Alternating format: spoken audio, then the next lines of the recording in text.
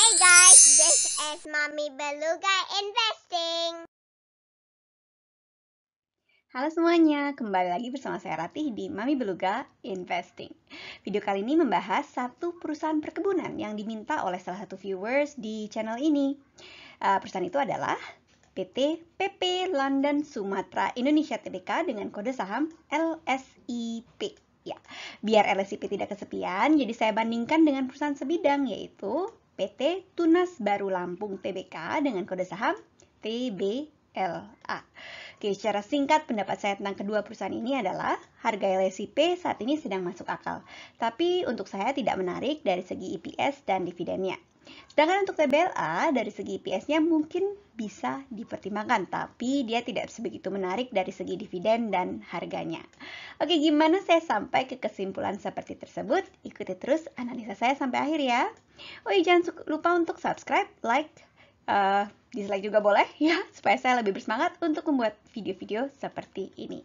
Kalau ada request analisa saham tertentu, silahkan tulis di komentar, saya akan berusaha carikan datanya. Oke, seperti biasa disclaimer ya, ini video amatir dengan riset amatir, tujuannya untuk mendokumentasikan perjalanan saya untuk belajar mengenai investasi saham dari awal. Kalau ada yang punya masukan, silakan tulis di komentar. Apa yang saya kemukakan di channel ini, jangan dianggap sebagai nasihat keuangan. Mohon melakukan risetnya sendiri sebelum membuat keputusan keuangan dan investasi. Kalaupun nantinya melakukan risetnya sendiri, semoga data yang saya sajikan di sini dapat membantu. Oke, sekarang kita mulai dengan profil singkat dari LSIP. PT PP London Sumatera Indonesia Tbk yang dikenal sebagai Lonsum juga ya, didirikan pada tahun 1906. Oke, sudah lumayan tua ya. Pada saat Harrison and Crosfeld plc, perusahaan perkebunan dan perdagangan yang berbasis di London, Inggris, memulai lahan perkebunan pertamanya di Indonesia, berlokasi di dekat kota Medan, Sumatera Utara. Melalui perjalanan lebih dari 1 abad, Lonsum telah berkembang menjadi salah satu perusahaan perkebunan terkemuka di dunia. Oke, kegiatan utama Lonsum meliputi pemuliaan tanaman, penanaman, pemanenan, pengolahan, dan penjualan produk-produk sawit, karet, benih, bibit kelapa sawit, kakao, dan teh. Oke, pada tahun-tahun awal berdirinya Lonsum, diversifikasi tanaman meliputi karet, teh, dan kakao. Pada tahun 1980-an, Lonsum mulai melakukan penanaman kelapa sawit. Oke, dan sejak saat itu, kelapa sawit terus tumbuh dan menjadi komoditas dan penyumbang utama bagi pertumbuhan perusahaan. Lonsum mencatatkan sahamnya di Bursa Efek Jakarta dan Surabaya, sekarang Bursa Efek Indonesia ya, pada tahun 1996. Oke. Kemudian pada tahun 2007, Indofood Agri Resources atau Indo Agri melalui entitas anak PT Salim Infomas Pratama Tbk atau SIMP mengakuisisi dan menjadi pemegang saham utama Lonsum. Sejak akuisisi tersebut, Lonsum menjadi bagian dari grup PT Indofood Sukses Makmur Tbk atau Indofood ya, serta bersinergi dengan perusahaan-perusahaan lainnya dalam grup Indofood. Perkebunan Lonsum berlokasi di Sumatera, Kalimantan, Jawa, dan Sulawesi. Pada tanggal 31 Desember 2018, luas lahan perkebunan tertanam inti mencapai 115 ribuan hektar yang terdiri dari 96 ribuan hektar kelapa sawit, disusul dengan 15 ribuan hektar karet dan 4 ribuan hektar tanaman lainnya, yang terutama kakao dan teh. Lonsum juga jalin kemitraan dengan petani plasma dengan lahan perkebunan kelapa sawit dan karet seluas 34 ribuan hektar.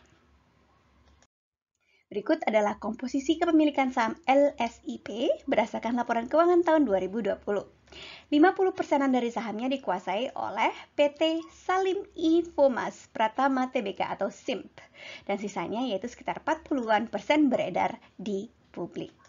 Oke, SIMP sendiri sebagian besar sahamnya dikuasai oleh Indo Agri yang merupakan anak perusahaan dari Indofood. Kepemilikan efektif melalui Indofood Singapore Holdings Private Limited termasuk 11% kepemilikan langsung terhadap Indo Agri.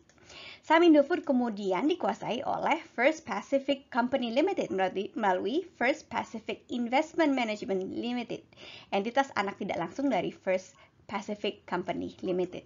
Oke, First Pacific Company Limited sendiri tercatat di Bursa Efek Hong Kong. Untuk profil TBLA, sayangnya ya, websitenya tidak bisa diakses pada saat saya mengumpulkan data untuk video ini. Jadi saya tidak bisa menampilkan info yang lebih up to date. Oke. Sedangkan untuk TBLA sendiri sudah pernah saya bahas sebelumnya. Ya, untuk yang penasaran bisa lihat di video saya sebelumnya ya, yang membahas TBLA. Nanti linknya ada di deskripsi ya. Oke. Oke, untuk sekarang mari kita langsung saja lihat kinerja kedua perusahaan. Kita mulai dari EPS-nya. Oke, di layar saya plot EPS kedua perusahaan sejak tahun 2011 untuk LSIP yang di atas ya, dan TBLA yang di bawah sama juga sejak tahun 2011. Untuk yang perlu pengingat apa itu EPS dan bagaimana dia menandakan kinerja perusahaan, saya cantumkan linknya di deskripsi ya, link tentang video saya yang membahas mengenai EPS. Oke, kita lihat laba per saham SLIP cenderung menurun selama 10 tahun terakhir, di mana perusahaan menyampaikan bahwa faktor utama selama 10 tahun tersebut adalah perang dagang antara Amerika Serikat dengan Cina yang mengakibatkan penurunan permintaan. Kemudian hal kedua adalah penurunan harga komoditas kelapa sawit, kakao, dan teh. Mungkin ini cocok untuk video cocok logi lagi ya, tapi untuk itu saya pikir-pikir lagi ya, mau bikin video cocok logi atau enggak ya untuk komoditas-komoditas itu. Oke, tahun 2017 Lonsum sempat melaporkan pemulihan kinerja, terutama pemulihan dari harga komoditi dari tahun sebelumnya, juga hasil panen yang lebih baik, salah satunya pemulihan dari dampak El Nino. Hal yang serupa tidak terjadi dengan TBLA.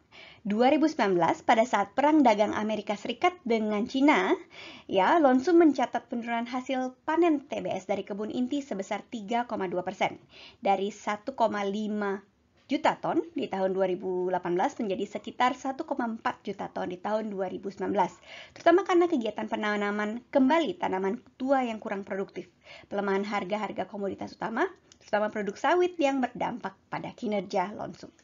2018 turunnya harga CPO mengalami tekanan terutama karena melemahnya harga minyak kedelai serta peningkatan produk CPO di Indonesia. Harga rata-rata CPO turun menjadi 601 US dollar per ton di tahun 2018, 16% lebih rendah dibandingkan 717 US dollar per ton pada tahun 2017. Harga karet juga terpengaruh secara negatif oleh ketidakpastian ekonomi global pada tahun 2018. Harga karet rata-rata turun 22% dibandingkan dengan tahun 2017. Ya. Oke, untuk melihat detail kinerja kedua perusahaan ini semasa pandemi, sekarang kita lihat laba per sahamnya di tiap kuartal ya. Oke, ini dia EPS per kuartal dari kuartal pertama 2019 sampai dengan kuartal kedua tahun 2021.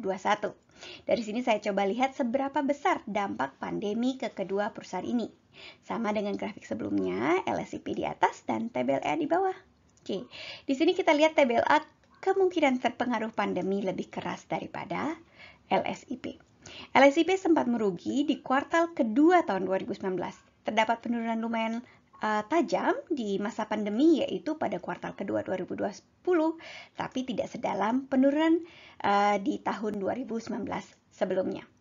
TBLA mengalami penurunan cukup tajam di kuartal pertama 2020, yang kemudian juga ada di kuartal ketiga ya, yang bersamaan dengan masa pandemi, tapi kedua-duanya tidak sampai merugi.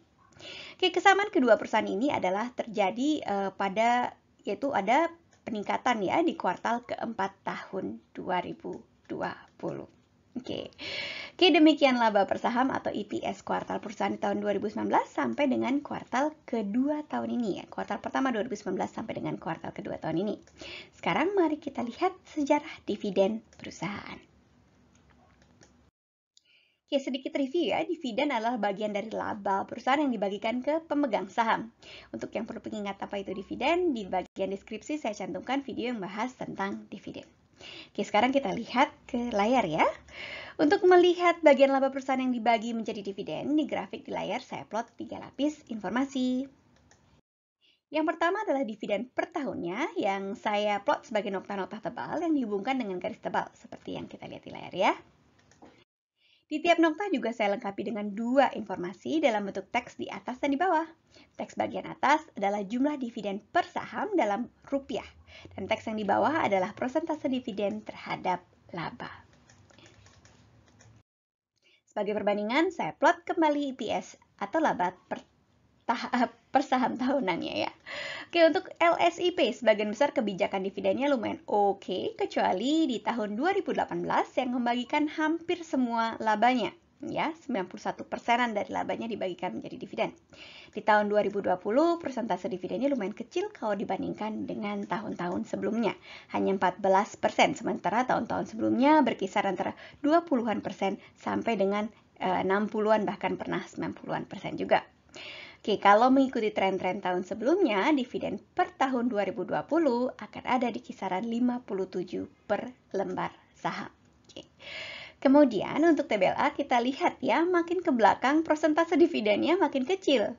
Di tahun 2015 persentasenya masih sekitar 60-an ya, 60,2%.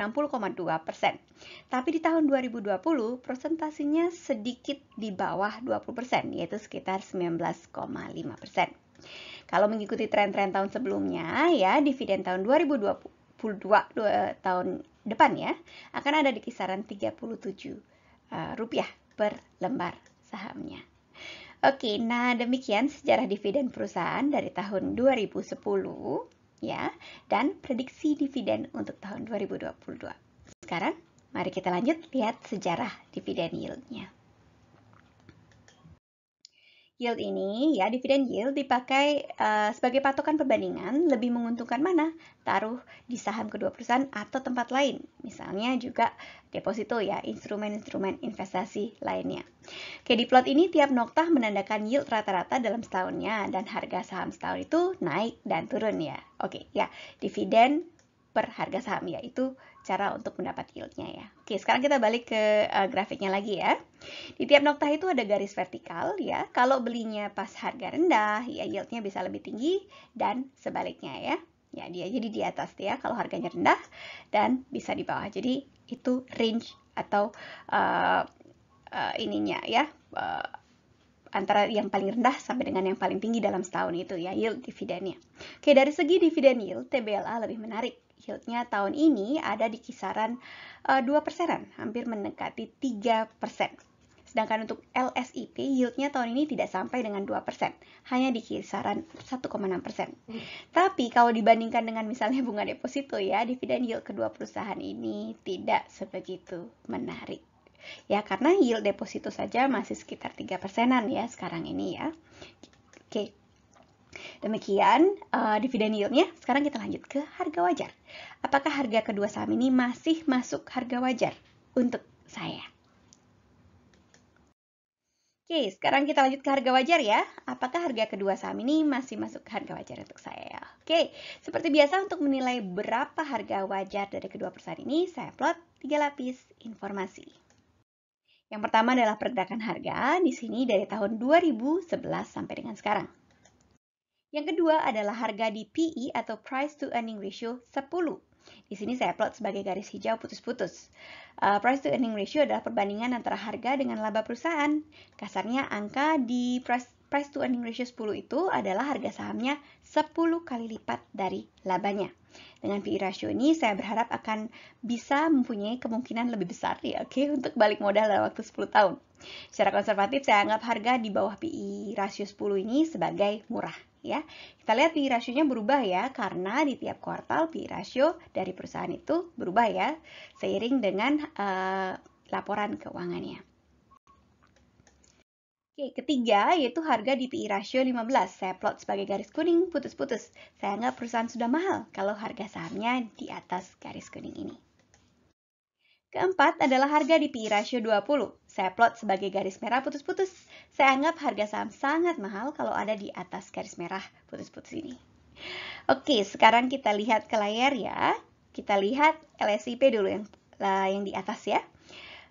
Ya, harganya lumayan stabil, harga absolutnya ya lumayan stabil, yaitu di kisaran 1000 sampai dengan 1500-an per lembar saham. Ya, ada sempat yang lebih tinggi, ada juga sempat yang lebih rendah, tapi sekitar angka itu ya.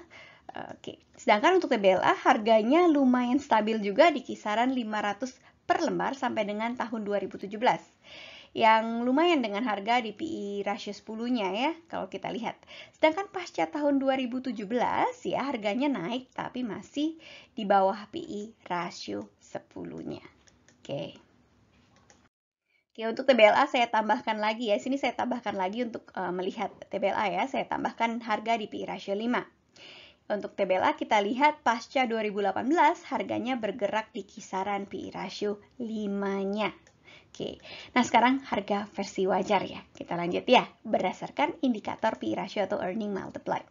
Untuk LSIP, sejauh data historis yang ada di layar sejak tahun 2011, harganya bergerak di kisaran PE ratio 10 dari yang saya sudah sebutkan di slide sebelumnya ya. Saya melihat harga wajarnya adalah di angka Rp1.460 per lembar. Oke, per 26 November 2021, pada saat video ini disiapkan, harga saham LSIP ada di angka Rp1.260 per lembar. Jadi lumayan bisa dianggap sedang diskon ya, tapi untuk saya dari segi dividen dan EPS-nya LSIP tidak menarik walaupun harganya sekarang sedang diskon. Bisa dianggap sedang diskon ya, di bawah PE ratio 10-nya. Oke, sekarang lanjut untuk TBLA ya. Harga nyamannya di PE ratio 5. EPS terakhir adalah Rp710. Sedangkan per 26 November pada saat video ini disiapkan, harga TBLA ada di 810 rupiah per lembar sahamnya. Jadi sedang agak mahal, tidak terlalu mahal tapi agak mahal kalau dibandingkan dengan pergerakan harga historisnya.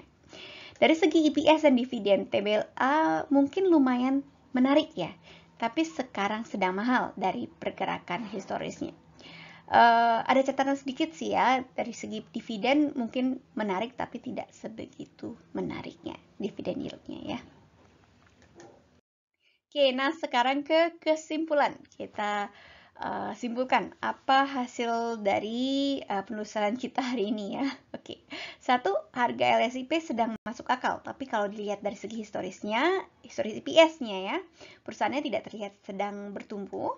Dari segi dividen yield-nya juga angkanya rendah, jadi masih ada saham perusahaan lain yang EPS-nya bertumbuh dan yield-nya lebih besar. Jadi untuk saya pribadi tidak tertarik. Kemudian untuk TBLA, dari segi EPS-nya mungkin masih bisa dipertimbangkan, tapi dividen yield-nya masih cukup rendah kalau dibandingkan dengan saham lain. Di samping itu kalau dilihat dari pergerakan historisnya, harga saham TBLA sekarang sedang sedikit lumayan mahal ya. Oke, sekian video saya kali ini. Ikuti terus perjalanan saya untuk berinvestasi ya. Jangan lupa untuk subscribe. Dan kalau suka silakan klik like supaya video ini lebih gampang ditemukan oleh penonton lain. Dan siapa tahu berguna. Ya, akan juga sangat berarti untuk YouTuber pemula seperti saya ya. Oke, kalau ada request analisa saham perusahaan tertentu, silakan tulis di komentar. Akan saya usahakan sandingkan dengan saham di satu sektor. Oke, sekian dulu ya. Bye.